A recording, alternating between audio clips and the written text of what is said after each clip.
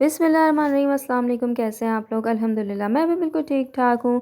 तो आज मैं आप लोगों के लिए बहुत ही यमी और डिलीशियस सी मटन देगी कौरमे की रेसिपी लेकर आई हूँ।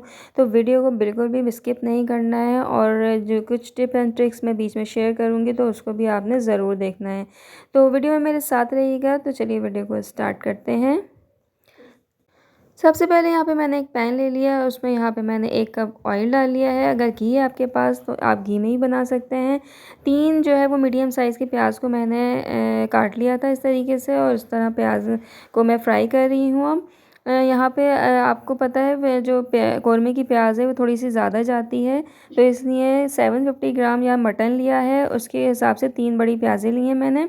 तो ये हमारी जो प्याज है गोल्डन ब्राउन हो चुकी है। ये प्याज का रियल कलर है जो कि कौरमे में आना चाहिए। इससे ना बहुत ज़्यादा लाइट होनी चाहिए, ना बहुत ज़्यादा डार्क होनी चाहिए। तो इसको प्याज को मैं एक टिश्यू पेपर पे जो है निकाल लूँगी एक प्लेट में। और इस प्याज को क्रिस्पी करने के लिए एक टिप मैं आपको दूंगी। जब आप इस प्याज को निकालें तो इसके बाद फ़ौरन फ्रीज़र में रख दें।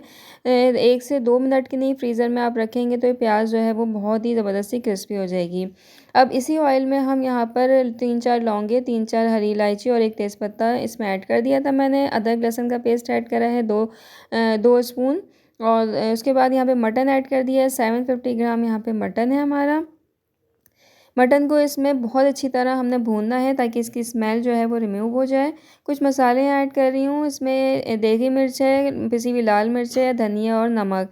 ये सारी जो क्वांटिटी है 1 से 1.5 स्पून के बराबर है ये। 1-1 टेबल स्पून आप इसमें ऐड करें। उसके बाद यहाँ पे अच्छी तरह से मैंने थोड़ा इसको कुक करा है। अब आपने थोड़ा सा पानी डाल के इसको ना आपने अच्छी तरीके से भूनना है ताकि जो मसाले का कच्चापन है वो चले जाए। इसमें यही टेक्निक होती है कि कौरमे में जब आप थोड़ा सा मसाला डालें तो थोड़ा पानी डाल के भूनें ताकि मसाले का कच्चापन चले जाए। इसके बाद यहाँ पर जो है मैं इसको भून रही हूँ ताकि मसाले जो है वो अच्छी तरह से एब्ज़ॉर्ब हो जाए, और थोड़ा सा ढक के मैं इसको पकाऊंगी। तो ज़्यादा देर नहीं पकाना है, जैसे 1 से 2 मिनट मैंने ढक के इसको कुक करा है ताकि इसका मसाला अच्छी तरह से कुक हो जाए और कच्चेपन की स्मेल ख़त्म हो जाए। अब इस स्टेज पे मैं यहाँ पर दही ऐड करूँगी 1 कप के बराबर। 1 कप यहाँ पे दही ऐड किया है मैंने। इसको बहुत अच्छी तरह फेंट लिया था मैंने, और इसको इस स्टेज पे ऐड करूँगी। बहुत से लोग यही करते हैं, हर चीज़ एक साथ ही डाल के ना उसको चढ़ा देते हैं, और उसमें जो है वो कच्चेपन की स्मेल भी आ रही होती है। लेकिन ये आपने थोड़ा सा इसको पहले भूनना है मसाले को, उसके बाद दही को ऐड करना है। तो यहाँ पे दही मैंने ऐड कर दी और दही को ही भून रही हूँ मैं। उसके बाद भूनने के बाद यहाँ पे पानी ऐड करूँगी ताकि हमारा जो मटन है वो अच्छी तरीके से गल जाए। तो आप लोगों को पता होगा कि आपका जो लाया हुआ गोश्त कितनी देर में गल जाएगा, उसके हिसाब से आप पानी ऐड कर दीजिएगा। और देखें ये फ्रीज़र से मैंने प्याज को निकाल लिया था और कितनी क्रिस्पी ज़बरदस्त सी हो गई है। मैं इसको हाथों से इस तरीके से क्रश कर रही हूँ तो बहुत ही ईजीली है क्रश हो रही है। तो यहाँ दूसरे स्टेज पे हम अपने मटन को देखेंगे। यहाँ पे मटन हमारा अच्छी तरीके से गल चुका है, और इसकी शक्ल देखें, लुक देखें, कितनी ज़बरदस्त सी लुक आई है। अभी मैंने इसमें ना प्याज वगैरह ऐड नहीं करा है। ये खुद ही इतनी खुशबूदार जो है वो पूरे किचन में फैल रही है इसकी खुशबू।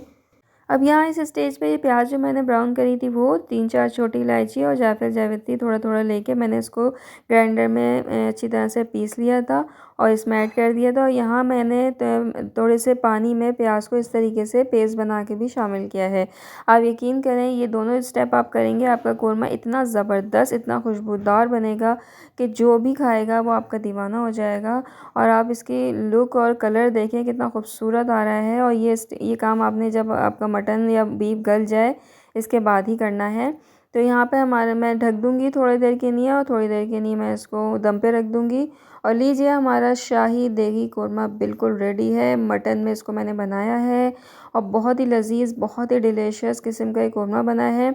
जस्ट आपने मेरे स्टेप को फॉलो करना है और बहुत ज़्यादा मसाले नहीं घुसाने हैं, वरना वो कौरमा नहीं होता है, वो कुछ सालन वगैरह बन जाता है। इस ऑथेंटिक जो रेसिपी है कौरमे की वो यही है जो मैंने आपको दी है। इसी से आप अपना कौरमा जो है वो चाहे चिकन का हो, बीफ का हो या मटन हो, इसी तरीके से बनाएं और तारीफ़ें पाएँ। तो ये थी आज की रेसिपी। उम्मीद है कि आपको पसंद आई होगी। मेरे चैनल को सब्सक्राइब करना बिल्कुल मत भूलिएगा। वीडियो को लाइक और शेयर करें। नेक्स्ट एपिसोड में मिलते हैं। अल्लाह हाफिज़।